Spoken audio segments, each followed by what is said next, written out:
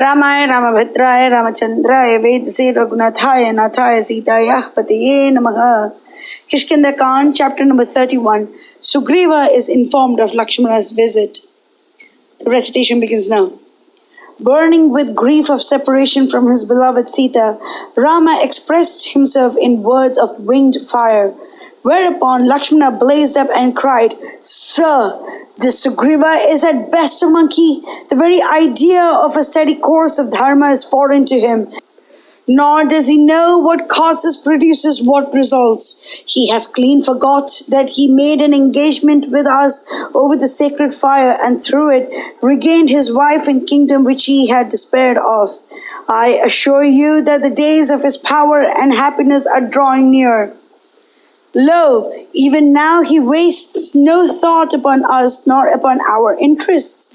Brainless and ignorant, he has sunk himself in the mires of low pleasures. I cannot for my life understand how he has failed to realize that his kingdom, his power, his home and hearth are but gifts of your friendship and pity, and that he is duty bound to repay that obligation. So I entreat you to slay this monkey out of hand and send him on to join his brother Vali. It is a crime, nay a sin, to leave this kingdom in the hands of such a one. My wrath overcomes me, it consumes me quite.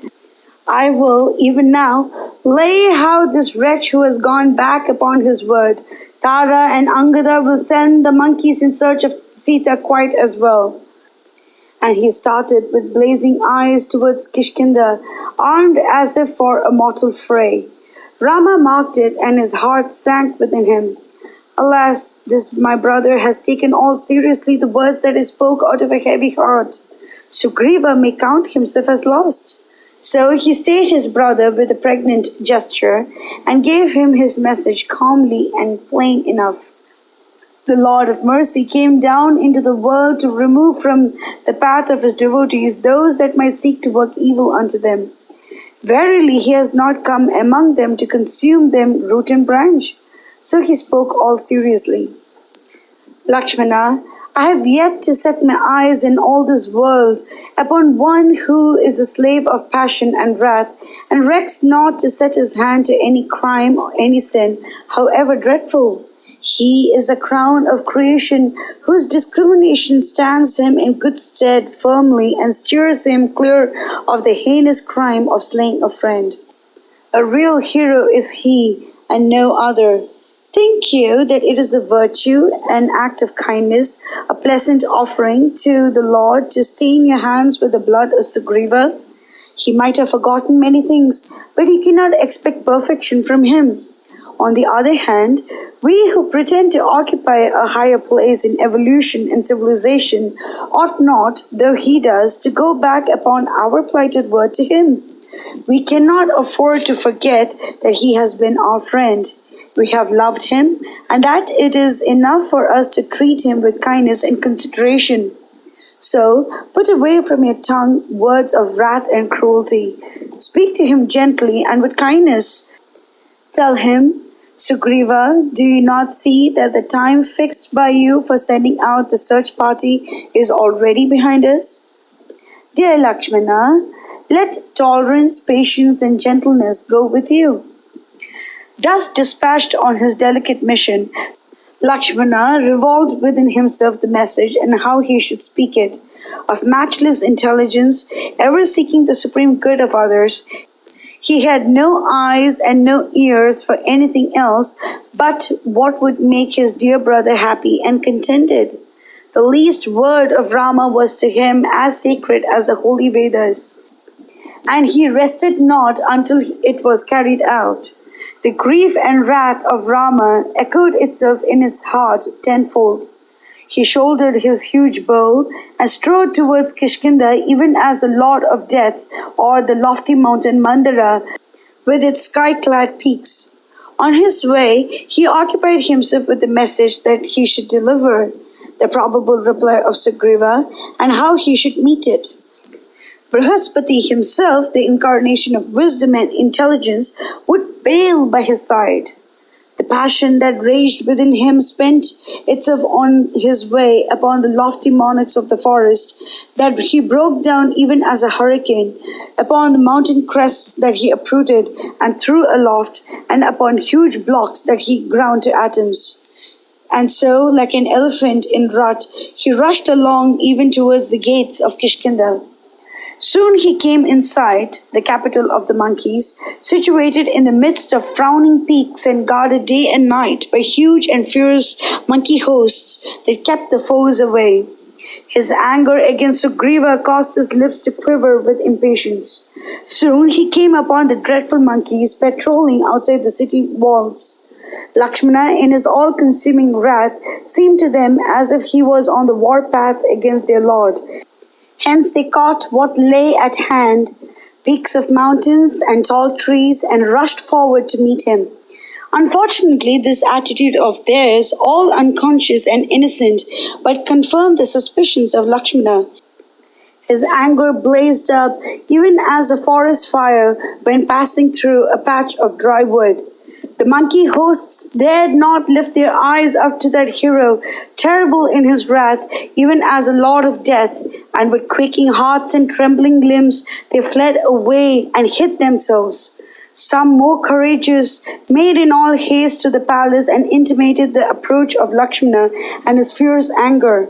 But the lord of monkeys was disporting himself with Tara in his harem, and the words fell on deaf ears. Then the ministers sent out veterans to arrange for the protection of the city from the impending destruction.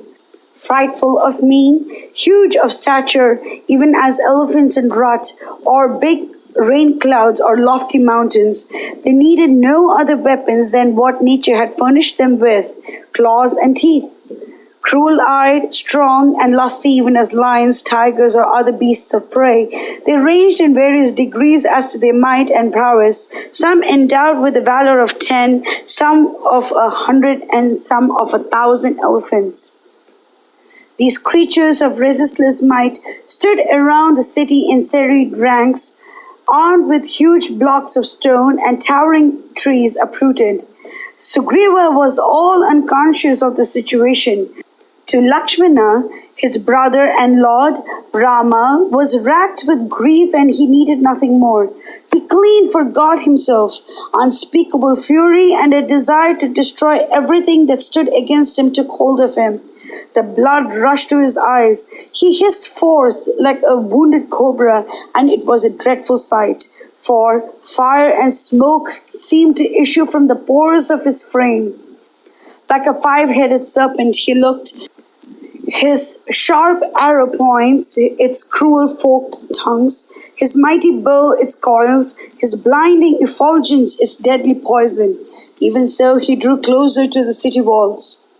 Like the fire of cosmic dissolution flamed he. His breath came forth like the cruel hiss of the Lord of Serpents. Angada noted Lakshmana on his way and exclaimed, "Alas, a cruel irony of fate this, that Sugriva should so efface himself from the world and its concerns. In his present state, he would never recognize Lakshmana, and I would not be surprised if he puts upon him some fresh slight, though all innocently."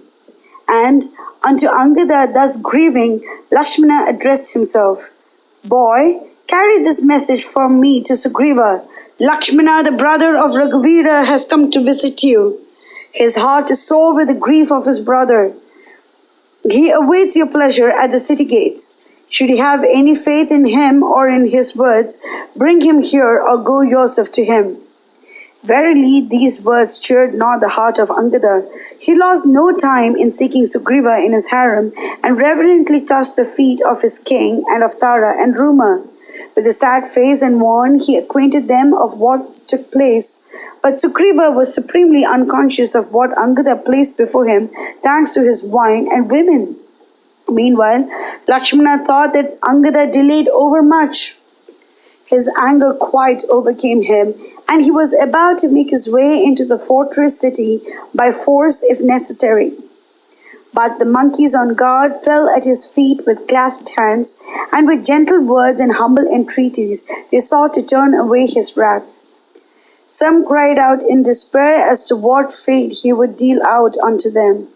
Others, of greater presence of mind, roared like lions at the sight of Lakshmana, who rushed upon them like a mighty torrent, crashing its way with thundering noise through what lay before it.